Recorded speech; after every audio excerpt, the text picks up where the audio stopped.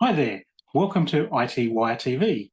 CEO fraud is a relatively new corporate email security threat and it's risen sharply in recent months.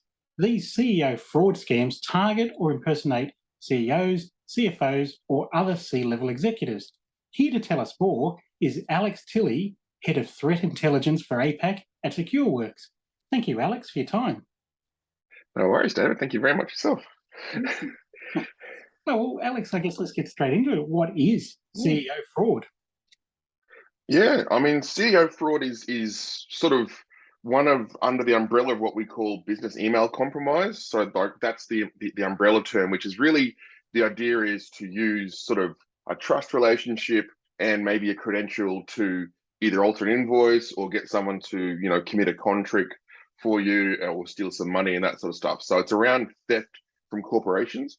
And largest and all large organizations really. So the CEO fraud part of it really is the interesting bit these days because it's really has been for a while leveraging that trust relationship with between a user and their bosses. Basically, it's a contract that is leveraging that relationship either through fear or shame or just do the job and pay, and transfer the money. So it's around theft basically. Sure. But how do perpetrators fool employees into executing these sorts of money transfers? I mean, somebody said, I guess, how would I get tricked into thinking some random message is from my CEO?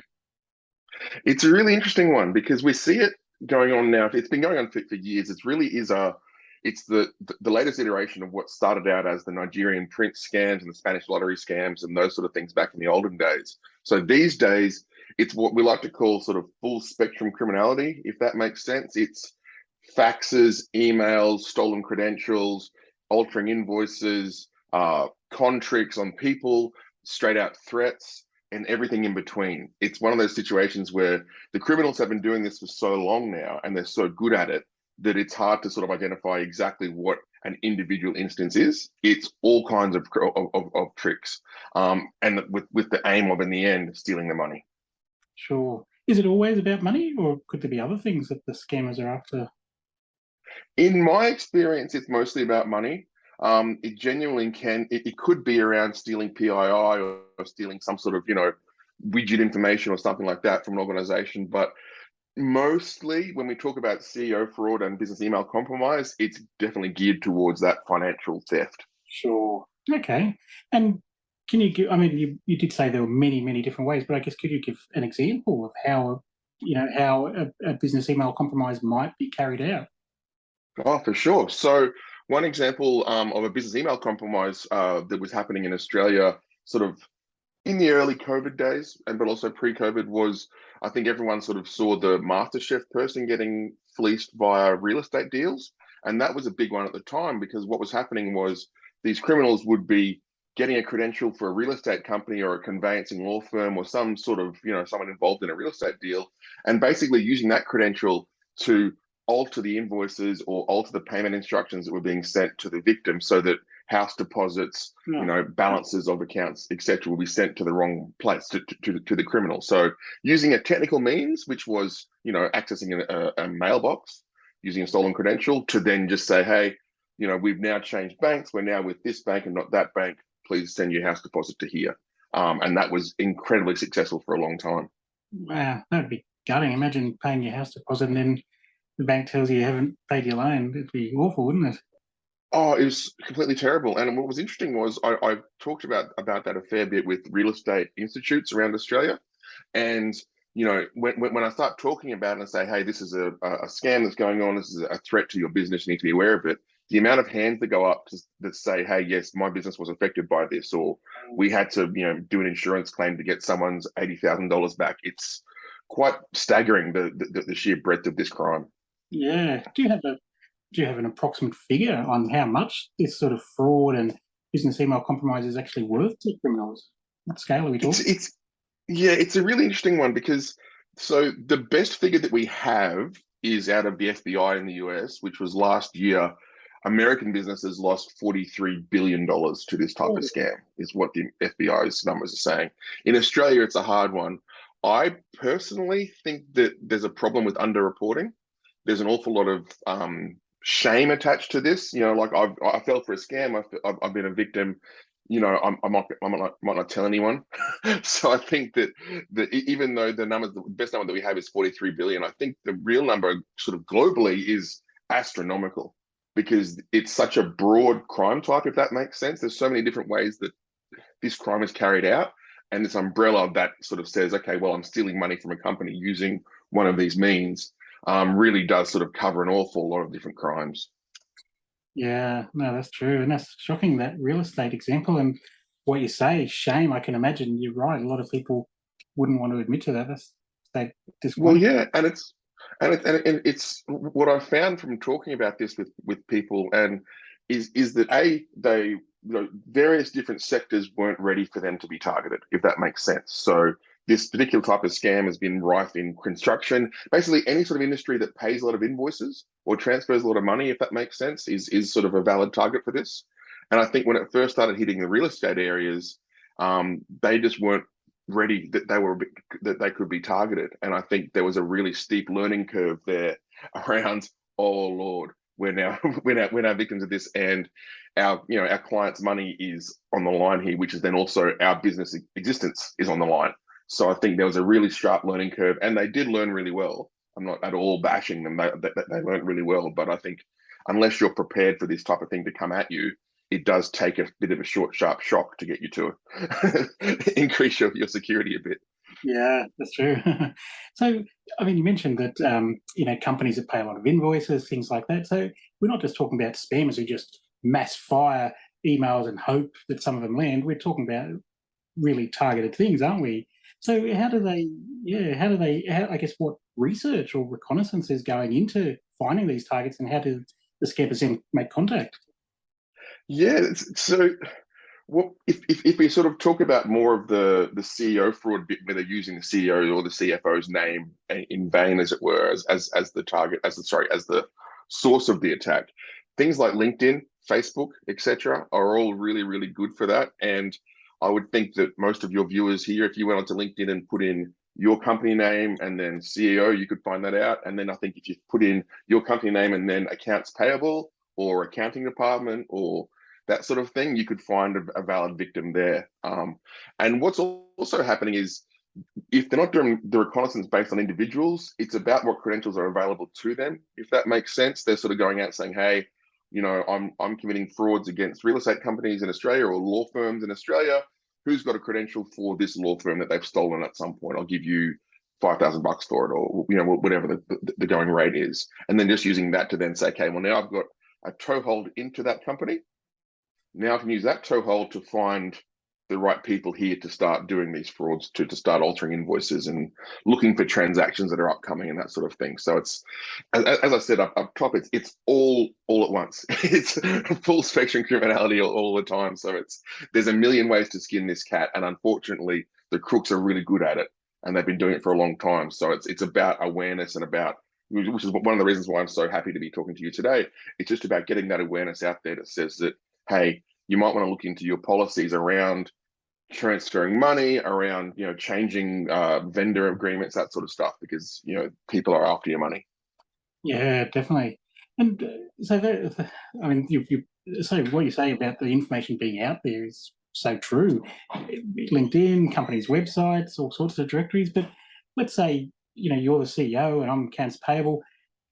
How do the bad guys then trick me into thinking that you're sending me an email telling me, hey David, can you please send wire me $50,000?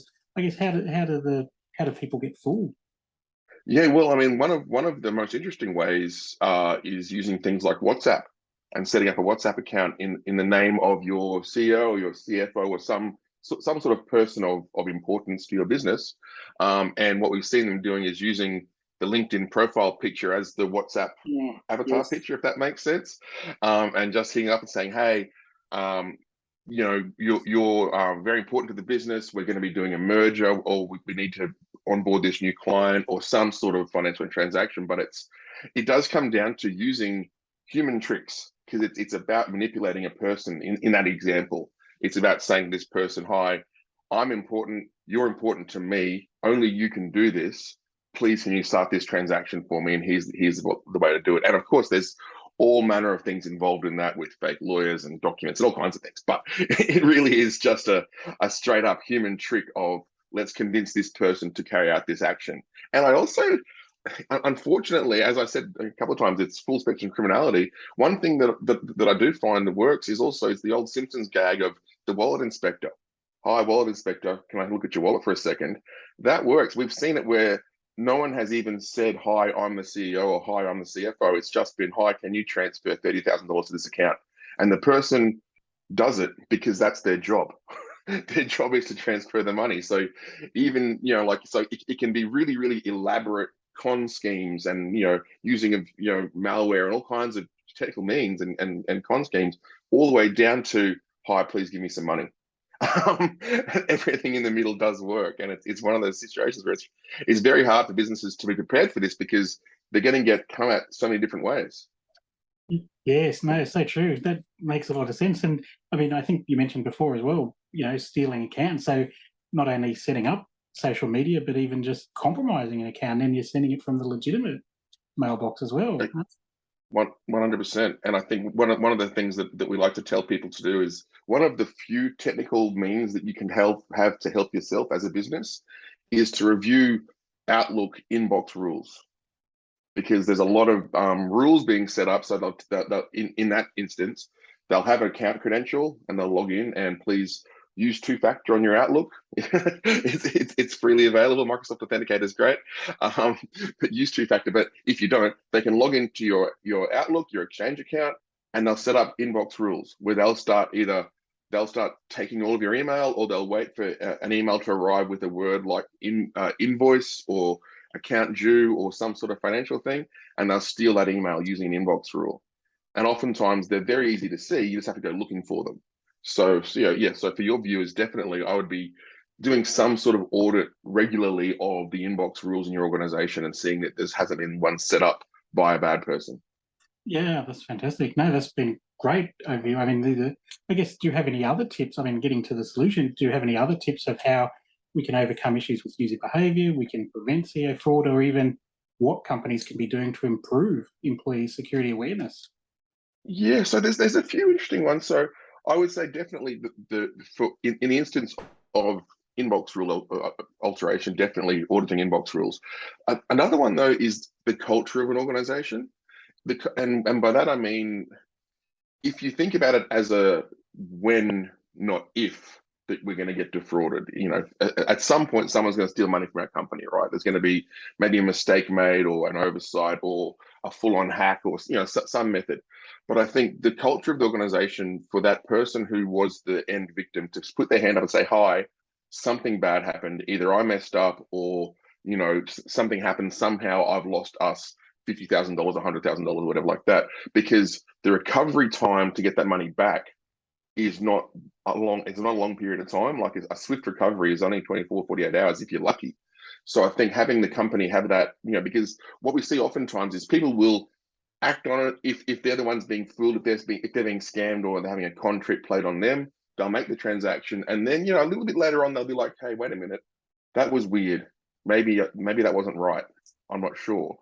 But having that, like that human brain will play it over and over again in their mind and go, wait a minute, that vendor has never changed their bank account before. Why would they change it today?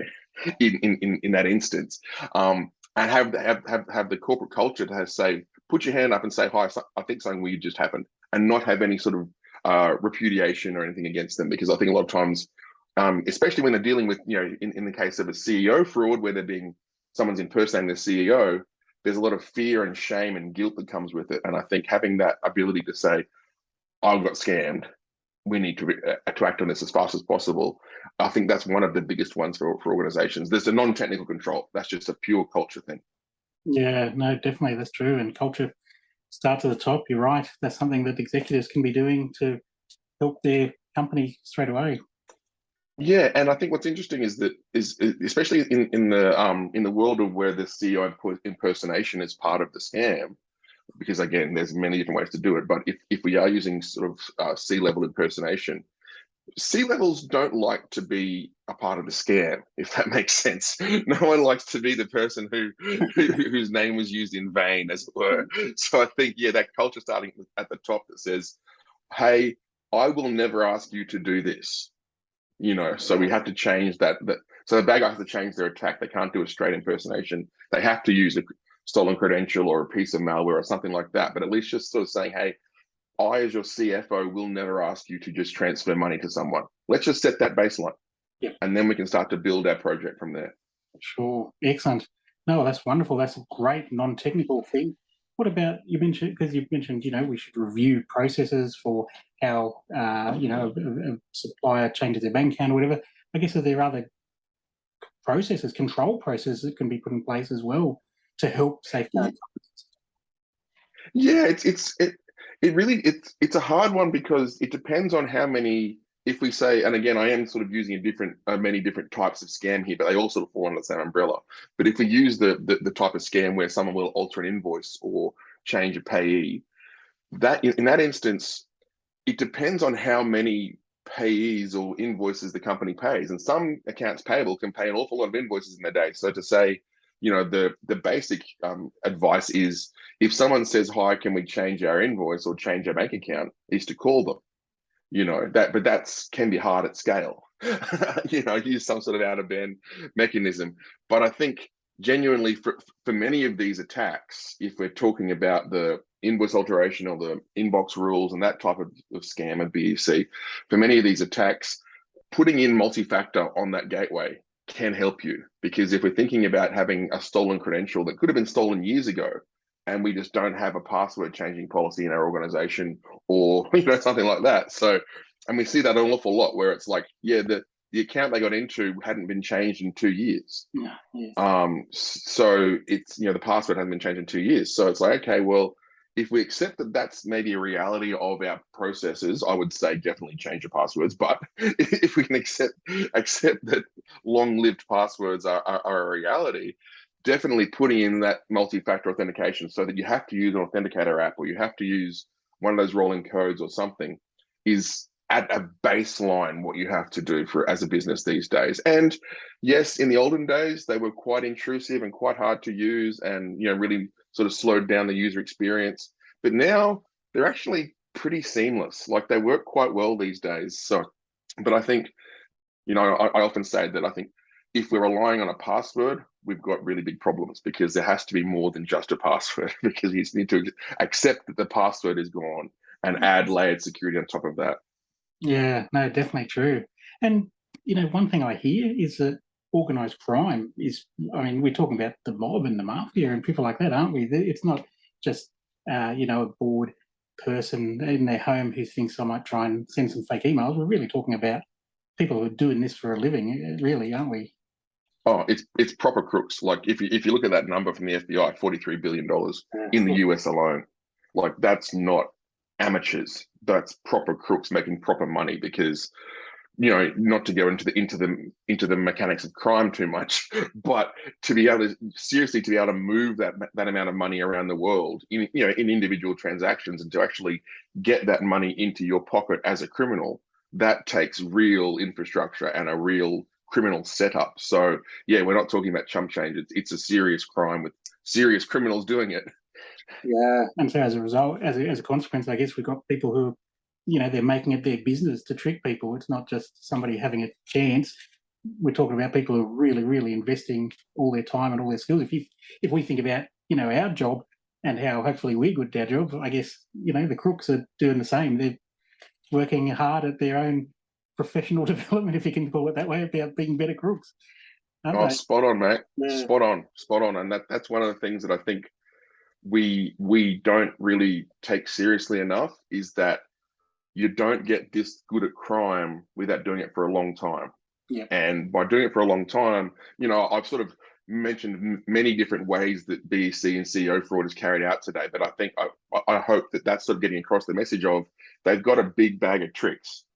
They've developed a big toolkit over years to steal money from your organization. So we can't look at it as just one type of attack because the criminals, as you do this, you build creativity because as we do in our jobs, the longer you do it, the more creative you get because you get more experience, right?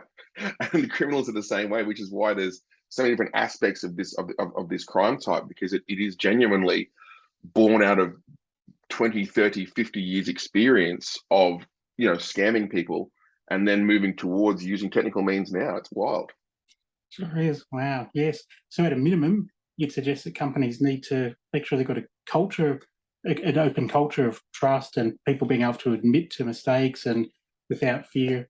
And the executives setting a baseline of expectations that they're not going to do these certain things, and absolutely multi-factor authentication on accounts, and check Outlook rules for problems. They're the things you'd suggest as a minimum. 100%. And if you do have the latitude to check on account change requests, do that. Some sort of out of band means. I think if you do all of those things as an organization, you're going to be better positioned. You're not going to be immune, which is the problem. Is I can't sit here and give you the silver bullet, but it will make it a bit harder for the bad guys. Definitely, yeah. And put in that policy of changing passwords, of course. Excellent. That's wonderful. No, thank you, Alex. That's been awesome. That was Alex Tilley, Head of Threat Intelligence for APAC at Secureworks. Thank you so much, Alex, for your time. Thank you very much.